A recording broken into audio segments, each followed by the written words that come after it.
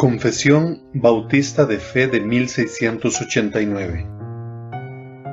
Capítulo 5. De la Divina Providencia. Párrafo 1. Dios, el buen Creador de todo, en su infinito poder y sabiduría, sostiene, dirige, dispone y gobierna todas las criaturas y cosas, desde la mayor hasta la más pequeña, por su sapientísima y santísima providencia, con el fin para el cual fueron creadas, según su presciencia infalible y el libre e inmutable consejo de su propia voluntad, para alabanza de la gloria de su sabiduría, poder, justicia, infinita bondad y misericordia. Párrafo 2. Aunque en relación con la presciencia y el decreto de Dios, la causa primera, todas las cosas suceden inmutable e infaliblemente, de modo que nada ocurre a nadie por azar o sin su providencia. Sin embargo, por la misma providencia, las ordena de manera que ocurran según la naturaleza de las causas secundarias, ya sea necesaria, libre o contingentemente. Párrafo 3. Dios, en su providencia ordinaria, hace uso de medios, sin embargo, tiene la libertad de obrar sin ellos, por encima de ellos y contra ellos, según le plazca. Párrafo 4. El poder omnipotente, la sabiduría inescrutable y la bondad infinita de Dios se manifiestan en su providencia hasta tal punto que su consejo determinante se extiende aún hasta la primera caída y a todas las demás acciones pecaminosas, tanto de los ángeles como de los hombres, y eso no por un mero permiso, las cuales sapientísima y poderosamente limita, y asimismo ordena y gobierna de múltiples maneras para sus santísimos fines. Sin embargo, de tal modo que la pecaminosidad de las acciones de ellos procede sólo de las criaturas y no de Dios, quien siendo justísimo y santísimo, no es ni puede ser autor del pecado ni aprobarlo. Párrafo 5.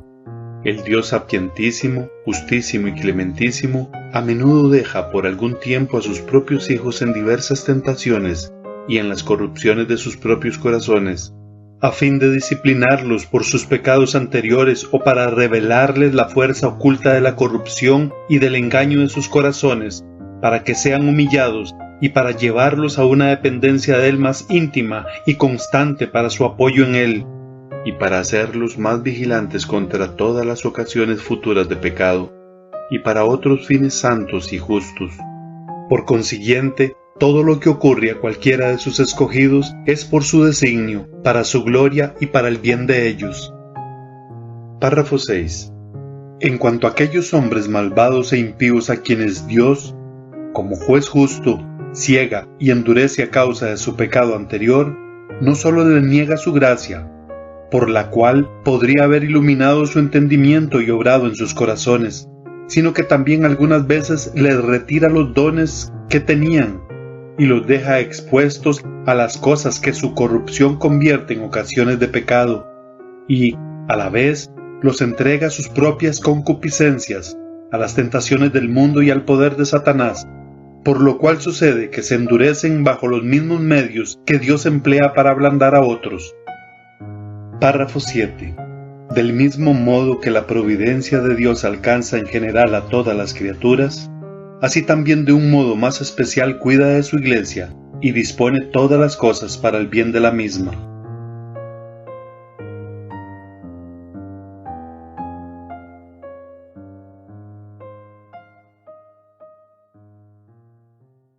Confesión de Fe Bautista de 1689, y el tema del capítulo 5, que es donde estamos posicionados, es el fundamental e importante tema de la providencia de Dios, de la providencia de Dios. Hemos estudiado 4 párrafos, donde se nos ha enfatizado el hecho de que Dios es la causa primaria de todo lo que acontece, Él a través de su providencia hace que suceda lo que Él decretó en la eternidad. A través de su providencia hace que suceda lo que Él decretó en la eternidad. Su consejo permanecerá, Él hará que se cumpla su decreto. También hemos aprendido que ordinariamente Él ejerce esta providencia a través de su creación, lo que se conoce como causas secundarias de las características de cada parte de su creación, incluyendo el hombre. Vimos también el tema de los milagros en el párrafo 3, de que Dios no está limitado a actuar siempre a través de las causas secundarias, sino que muchas veces actúa sin necesidad de ellas. Y profundizamos en ese tema. Vimos la semana pasada el alcance, podríamos decirlo así, de la providencia de Dios, que aún las acciones pecaminosas del hombre no están por fuera ni de su decreto divino, ni de su actuar, no siendo Él el autor del pecado, pero sí aún el pecado de las criaturas morales, cumpliendo el decreto que Él ha determinado. Y estamos posicionados en ese tema, porque en el día de hoy y en el próximo domingo podemos decir que son dos subtemas de ese punto, de ese alcance de la providencia de Dios, aún con relación al pecado. Y en esta mañana veremos un tema muy importante para nuestras vidas, y es el tema de el pecado en los hijos de Dios. El pecado en los hijos de Dios. Si Dios controla todo lo que sucede, entonces, ¿por qué aún sus escogidos, sus hijos, pecan? Cuando uno entiende el tema de la providencia de Dios y del control divino, muchas veces tiende a pensar de que alguien que ha sido llamado por Dios y se le ha dado su Santo Espíritu debería no tener en ningún sentido relación con el pecado. Si Dios es la causa primaria de todo, entonces ¿por qué aún aquel que ha recibido su gracia, su Santo Espíritu, no practica el pecado? Porque eso es imposible para el creyente, así lo expresa Juan. El que practica el pecado, dice Juan, es del diablo. Pero sí peca, y eso aún lo dice Juan también en esa primera epístola, y eso lo podemos ver nosotros aún en nuestra vida diaria. Y surge la pregunta, si Dios es la causa primaria de todo lo que acontece, ¿por qué sus hijos pecan? La confesión bautista de 1689 no le hace, digámoslo así, el quite a esta pregunta importante, sino que claramente responde al porqué. Hay un porqué, aunque Dios controla todo y es la causa primaria de todo lo que acontece, Él tiene un porqué, un propósito aún en el pecar de sus escogidos. No siendo Dios el autor del pecado, siendo que el hombre peca porque tiene aún una naturaleza caída, aún esas circunstancias no están por fuera de su plan, y hay un porqué maravilloso que encontramos en la Escritura aún cuando nosotros fallamos, y eso es lo que entra a tratar este párrafo 5 de la confesión de fe. Este párrafo 5 de la confesión de fe inicia diciendo lo siguiente. Ustedes tienen ahí su confesión de fe, pueden resaltar si quieren. A mí me gusta sombrear con colores como las diferentes partes que trata el párrafo. Este es el inicio del párrafo. El Dios sapientísimo, justísimo y clementísimo, a menudo deja por algún tiempo a sus propios hijos en diversas tentaciones y en las corrupciones de sus propios corazones, a fin de...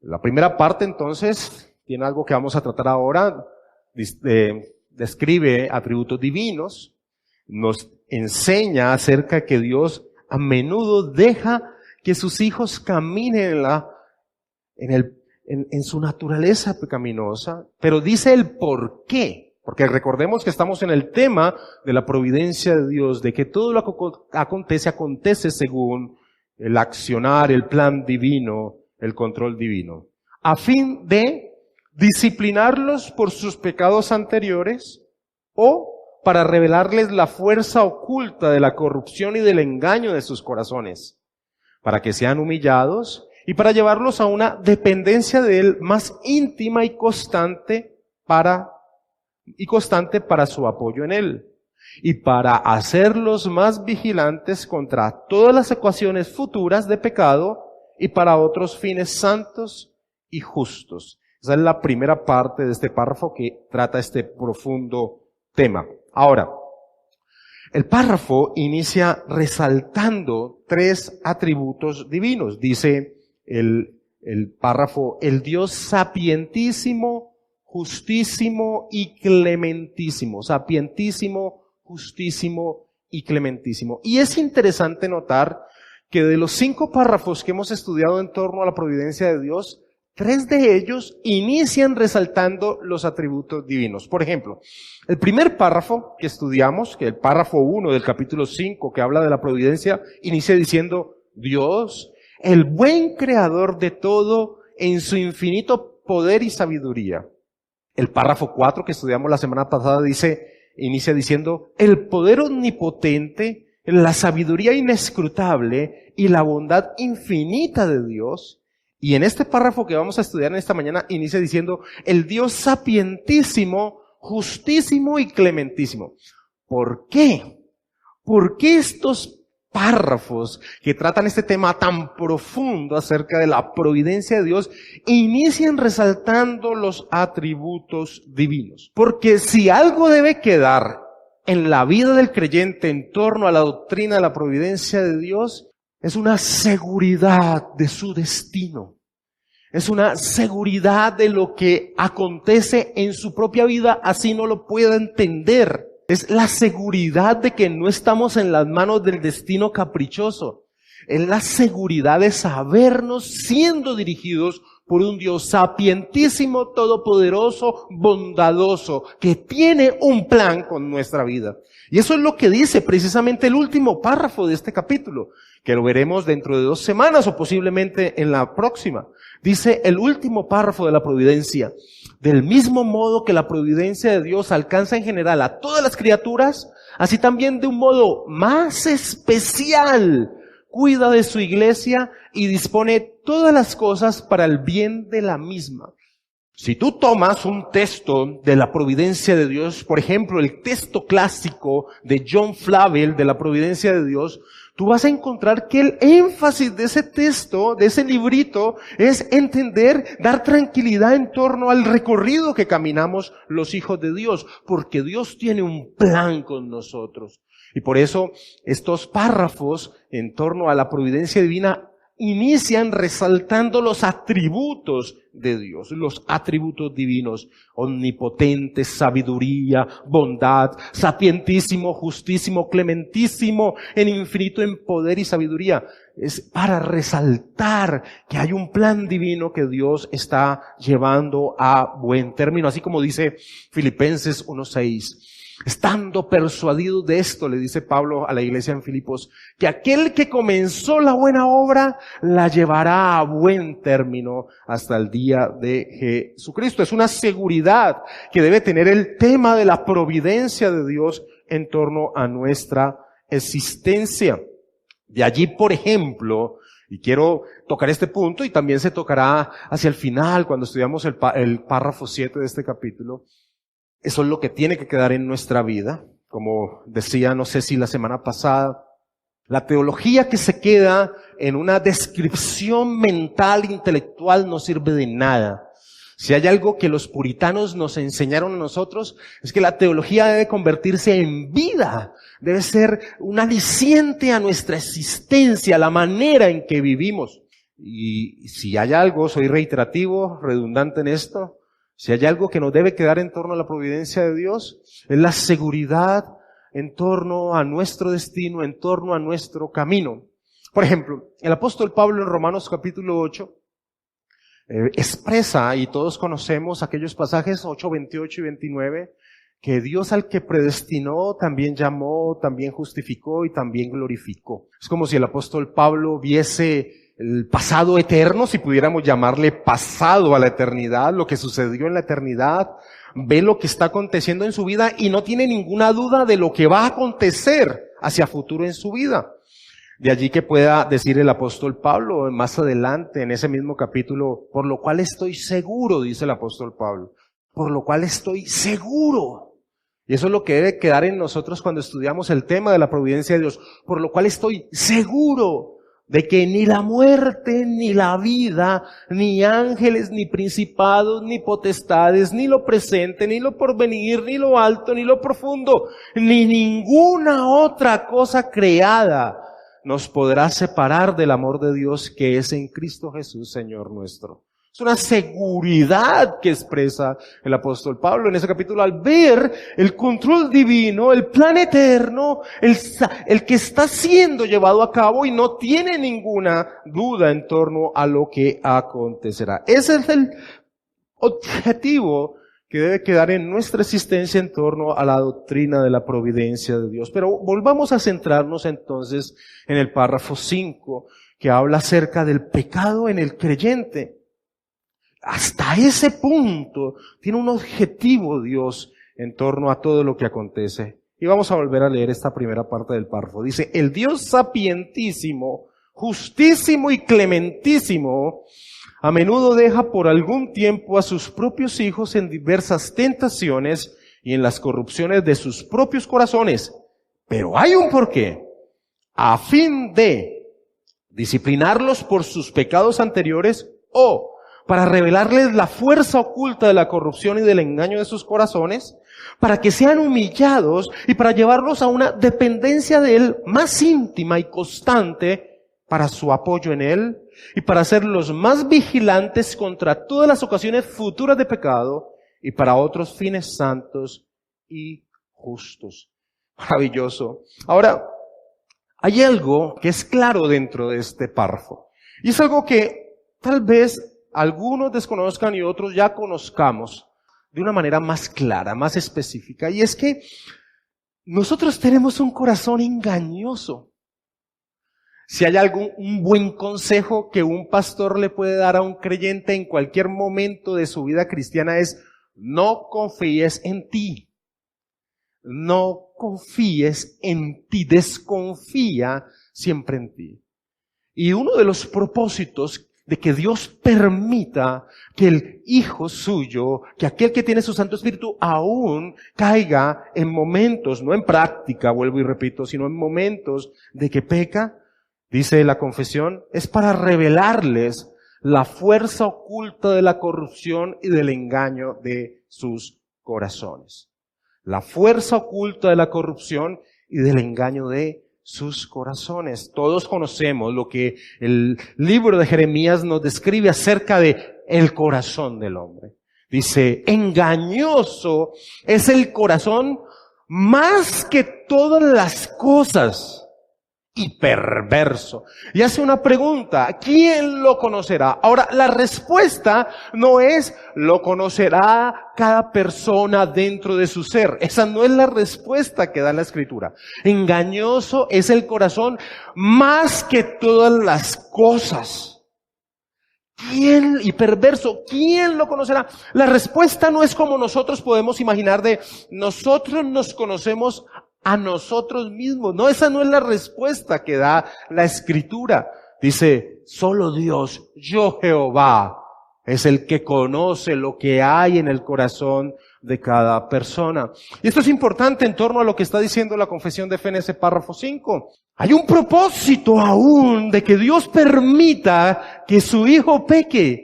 Hay un propósito. Y todo surge de que aún nosotros no tenemos la capacidad de conocernos a nosotros mismos. En la profundidad del pecado que aún anida dentro de nuestro propio ser. El Proverbio capítulo 28 versículo 26 dice, el que confía en su propio corazón es necio.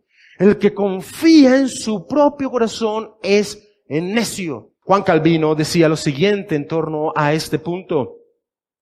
El corazón humano tiene tantos escondrijos para la vanidad, tantos espacios vacíos para la falsedad, está tan cubierto de fraudes e hipocresía que con frecuencia se engaña incluso a sí mismo. Hay una característica en nosotros y es que somos expertos autojustificadores de cada acción que hacemos.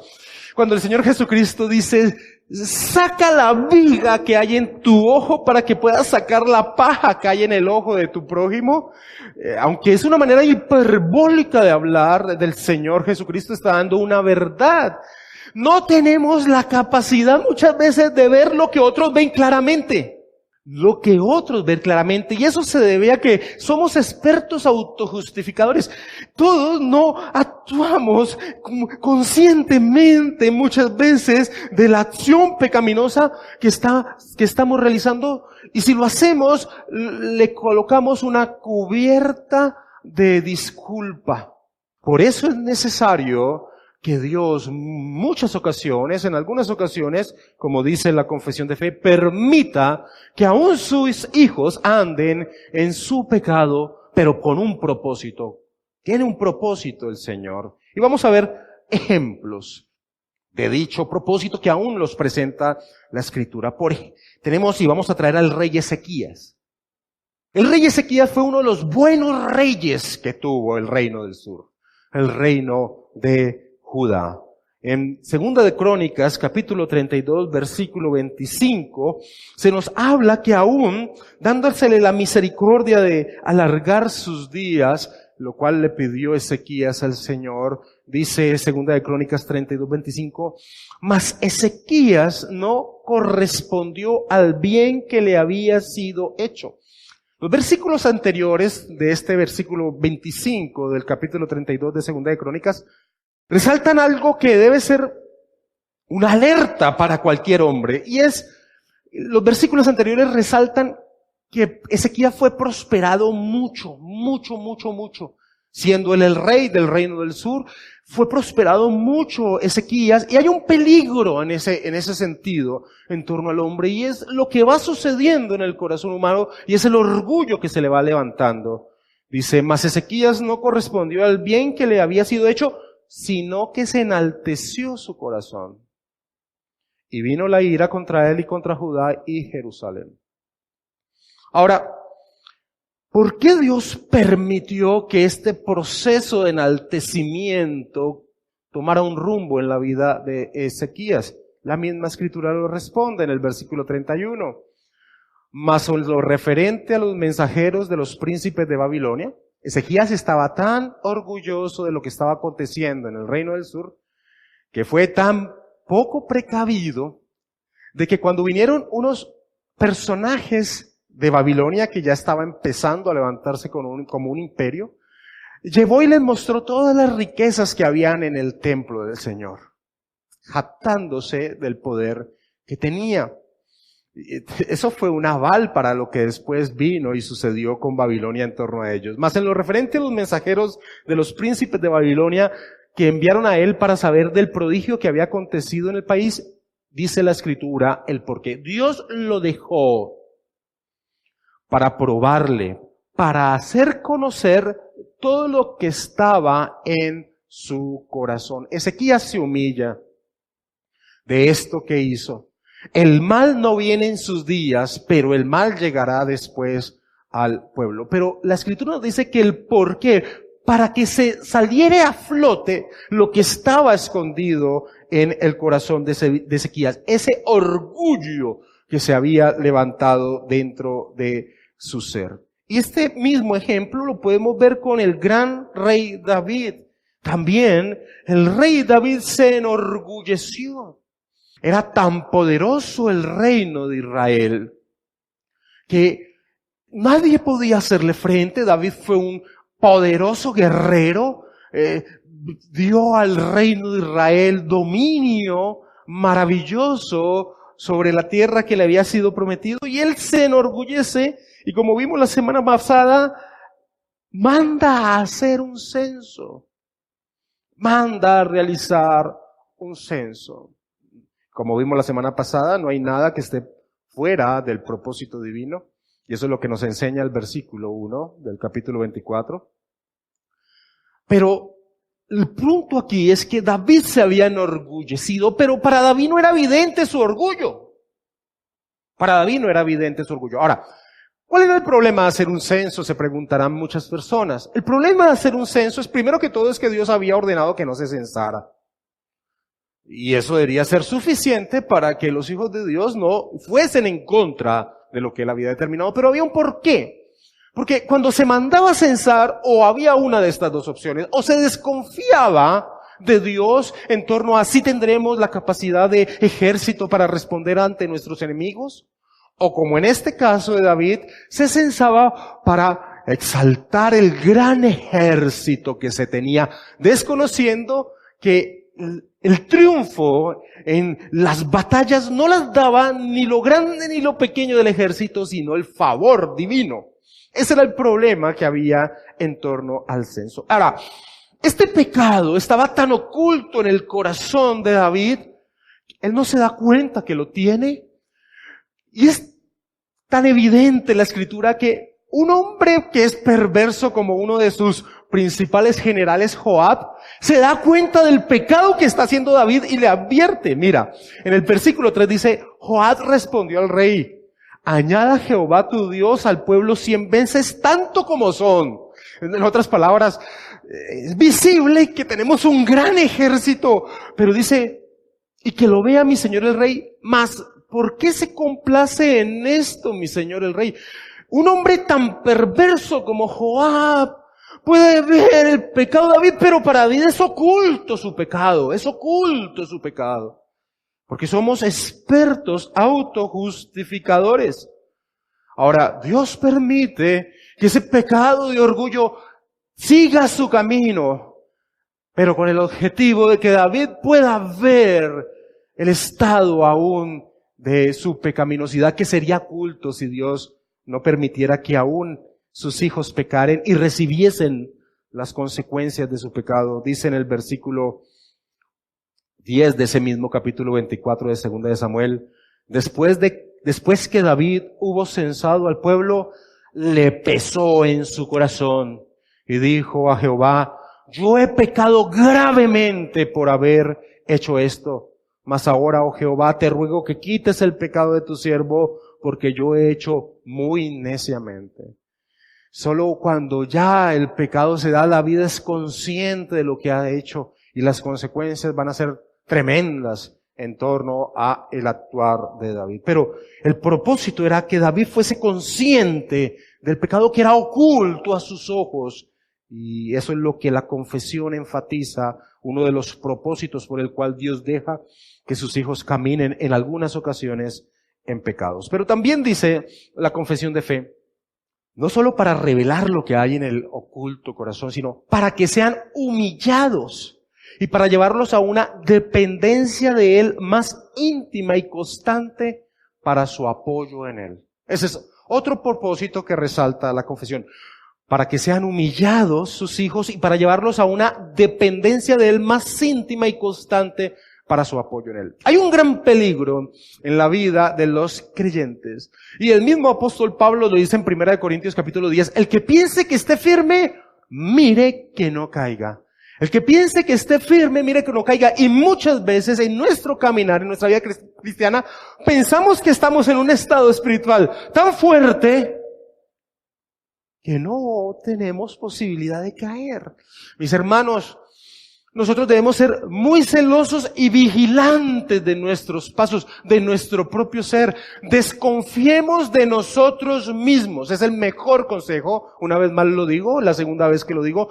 El mejor consejo que un pastor le puede dar a un hijo de Dios es desconfía de ti. No des ocasión de pecar. No des ocasión de pecar. Es el mejor consejo que un pastor le puede dar a una persona. No crees una ocasión donde piensas que puedes estar muy firme porque ya eres un cristiano maduro. No confíes en ti. Huye, como vemos aún en torno al consejo bíblico, en torno a la tentación de la inmoralidad sexual y en torno a la idolatría. Huid de la idolatría, huid de la fornicación. Es no dar ningún aspecto o campo para poder caer en eso. Y en este caso, la confesión de fe nos dice o resalta que muchas veces Dios deja que sus hijos caminen sus pecados para que se den cuenta de eso. De que no están tan fuertes, de que nunca lo estarán, de que siempre dependerán de Él, que Dios los va a humillar para conocer que no son autosuficientes, que nunca estarán en un estado que siempre se debe desconfiar de sí mismo. Por ejemplo, vamos a traer al apóstol Pedro, o lo trae la confesión aún al apóstol Pedro. El Señor Jesucristo le había dado esta advertencia, Lucas capítulo 22, versículo 31 y 32. Simón, Simón, he aquí Satanás os ha pedido para zarandearos como a trigo. Pero yo he rogado por ti que tu fe no falte y tú una vez vuelto confirma a tus hermanos. Había una advertencia que se le había dado a Pedro. Satanás ha pedido permiso para tomar y zarandearte, para moverte. ¿Dios tenía un propósito con ello? Claro que sí. Ya la confesión aquí lo muestra. Pero Pedro, tal vez hace oídos sordos a este consejo, es poco atento a este consejo, o no conoce lo que hay en su corazón. Y cuando el Señor Jesucristo les dice, todos os escandalizaréis de mí esta noche, porque Cristo está, heriré al pastor y las ovejas serán dispersadas.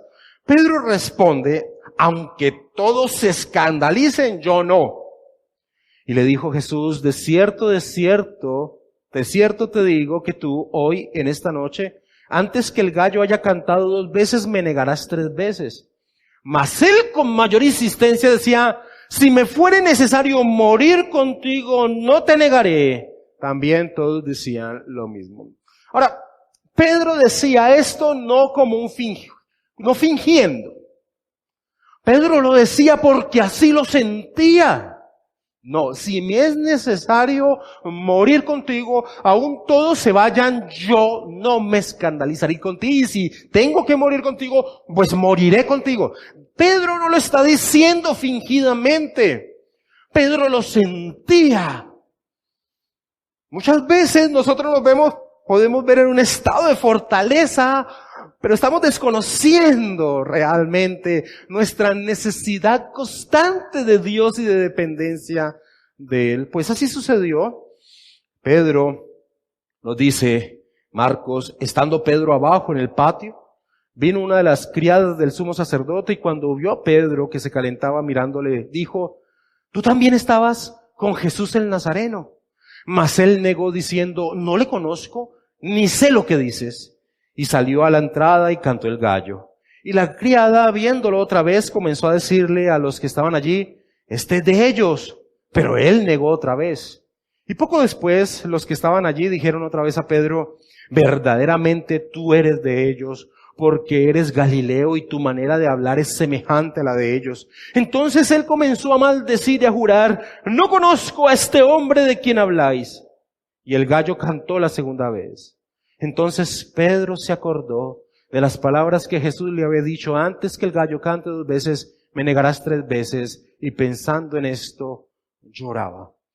La confesión de fe dice que Dios muchas veces, aún en su control divino, deja a sus hijos caminar en su pecado para que sean humillados y para llevarlos a una dependencia de Él más íntima y constante para su apoyo en Él. Sin duda alguna, Pedro aprendió de esto. Y eso aún nos lo enseña a nosotros las Escrituras. Pedro no volvería a confiar en sí mismo. Eso es maravilloso. No confiar en uno mismo es maravilloso. Estar en total dependencia de Dios es el mejor estado de los hijos de Dios. Por eso la confesión dice, y para hacerlos más vigilantes contra todas las ocasiones futuras de pecado. ¿Sabes qué aconteció? Después de que el Señor resucita, se nos narra este pasaje tan precioso en Juan capítulo 21. Y el Señor Jesucristo va a restaurar a Pedro, que estaba como alejado, apenado. Pero mira cómo lo restaura y se muestra que Pedro no va a volver a confiar en sí mismo. Cuando hubieron comido, Jesús dijo a Simón Pedro, el Señor ya resucitado, Simón, hijo de Jonás, ¿me amas más que estos? Ahora, es maravilloso ver la palabra griega que utiliza el Señor Jesucristo cuando le hace esta primera pregunta, que es la palabra ágape, que todos conocemos, algunos exégetas bíblicos tratan de negar esto, pero que todos conocemos que esa palabra se utiliza para expresar un amor real, un amor profundo, una entrega real. Es como muchas personas lo asocian, el amor divino. El Señor Jesucristo le pregunta a Pedro, Pedro, ¿me ágape más que estos? Le respondió Pedro, sí Señor, pero no se atreve a utilizar esa palabra, ágape, sino que utiliza una palabra de menor intensidad de afecto. Dice, sí Señor, tú sabes que te amo, pero la palabra que utiliza es fileo. Tú sabes, algunas versiones dicen, tú sabes que te tengo cariño. No se atreve a pronunciar esa palabra, te amo, ese ágape. Él le dijo, apacienta mis corderos. Volvió a decirle la segunda vez, Simón, hijo de Jonás, ¿me ágape? Pedro le respondió exactamente igual. Sí, Señor, tú sabes que te fileo. Pedro ya había aprendido que no iba a confiar en él mismo. Le dijo, pastorea mis ovejas. Le dijo la tercera vez, Simón, hijo de Jonás. Pero aquí el Señor Jesucristo ya no utiliza la palabra ágape, sino que utiliza la palabra fileo. ¿Me fileo? ¿Me amas? Pedro se entristeció de que le dijese la tercera vez, me fileo. Y le respondió, Señor, tú lo sabes todo. Tú sabes que te fileo. Jesús le dijo, apacienta mis ovejas. Mis hermanos, Pedro había aprendido la lección. Es una lección muy importante para nosotros. Dios muchas veces deja que caminemos en nuestros pecados para humillarnos y que entendamos que tenemos una dependencia de Él constante. Así que no hay, mis hermanos, ni siquiera en el pecado de los creyentes, de sus hijos, algo que se salga del propósito divino. Por eso este párrafo 5 termina diciendo, por consiguiente, todo lo que ocurre a cualquiera de sus escogidos es por su designio, para su gloria y para el bien de ellos. Por eso quise resaltar el propósito que tiene la doctrina de la providencia de Dios en la vida del creyente. No es teología, no es intelecto, es que se convierte en vida entendiendo que estamos caminando los pasos dirigidos por un maestro. Y mis hermanos, si hay algo que el creyente debe aprender en torno a su propio ser, es no confiar de sí mismo y depender de Dios. Y el pasaje clásico para defender esta última afirmación que hace el párrafo 5 de Romanos 8:28. Pasaje tergiversado muchas veces, dice Pablo, y sabemos que a los que aman a Dios, todas las cosas les ayudan a bien. Ahora, el todas las cosas les ayudan a bien no es que todo les va a salir bien. Volvamos a leerlo. Y sabemos que a los que aman a Dios, todas las cosas les ayudan a bien. No que todo les va a salir bien, porque eso es mentiras. Sino que todo tiene un propósito. Por eso termina diciendo el versículo 28, esto es, a los que conforme a su propósito son llamados. Y el versículo 29 dice cuál es el propósito. Llevarnos a la imagen de nuestro Señor Jesucristo. En otras palabras, Pablo está diciendo, todo lo que acontece en la vida del creyente tiene un objetivo. Dios lo controla en su providencia para hacernos cada vez más al carácter de nuestro Señor Jesucristo. Así que lo que resalta el párrafo 5, en torno al alcance de la providencia de Dios, en torno a la relación de la providencia de Dios con el pecado, es que aún en el pecado de sus hijos, Dios tiene un porqué. Dios tiene un porqué. Y mis hermanos, es muy bien resumido lo que dice el párrafo 5, para mostrar la pecaminosidad que hay en nuestros corazones, para humillarnos y hacernos más dependientes de Él, para castigar pecados anteriores, para cualquier otro designio de su sabiduría. Pero como termina diciendo, todo esto, por consiguiente, todo lo que ocurre a cualquiera de sus escogidos es por su designio, para su gloria y para el bien de ellos.